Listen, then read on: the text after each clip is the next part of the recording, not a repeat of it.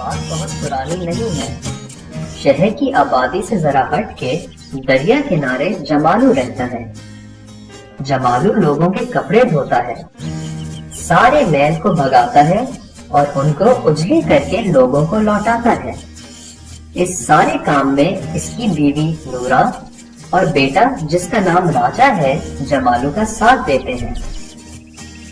جمالو اور راجا اتوار کے دن اپنی گدھا گاڑی پر بیٹھ کر شہر جاتے، لوگوں کے دھلے ہوئے کپڑے ان کو واپس کرتے ہیں اور دھلائی کے مزید کپڑے لے آتے ہیں۔ ان کا بیٹا اپنے گدھے کا خیال بالکل نہیں رکھتے، وہ سب خود تو پیٹ بھر کر کھا لیتے، پر بیچارہ جانور بس تھوڑی سی سوکھی گھاس پر گزارا کرتا۔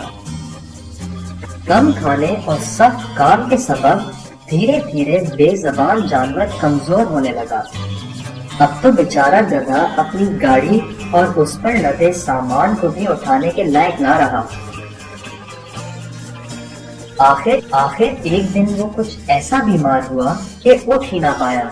اس دن جمالو اور راجا کو سارا سامان سر پر خود لاد کر لانا پڑا۔ اس رات ان کی بازوؤں اور ٹانگوں میں سخت درد رہا اور وہ اگلے دن کام بھی نہ کر پائے۔ غرض یہ کہ ایک گدھا کیا بیمار ہوا، سارا کا سارا کام جیسے رک ہی گیا۔ ایک دن جمالو صبح کے وقت اپنا کام چھوڑ کر شہر گیا اور جانوروں کے ہسپتال سے ڈاکٹر صاحب کو لے کر گھر آیا اور اپنا بیمار گدھا دکھایا۔ ڈاکٹر صاحب نے جانور کو دیکھا اور کہا، ارے بھائی، یہ تو بیچارہ خوراک نہ ملنے کی وجہ سے کمزور ہو گیا ہے، اس کو خوب ساری گھاس کھلاؤ، ہفتے بھر میں تندرست ہو جائے گا۔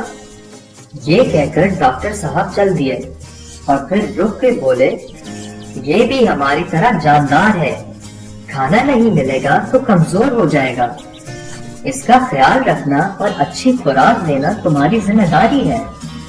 آج کل جمالو، اس کی بیوی اور اس کا بیٹا اسی طرح ہنسی خوشی کام کرتے ہیں، تاہم فرق یہ ہے کہ وہ اپنے گدھے کا بھی خیال رکھتے ہیں اور اس کو خوب گھاس کھانے کو دیتے ہیں، جس کی وجہ سے وہ صحت مند اور تندرست رہتا ہے۔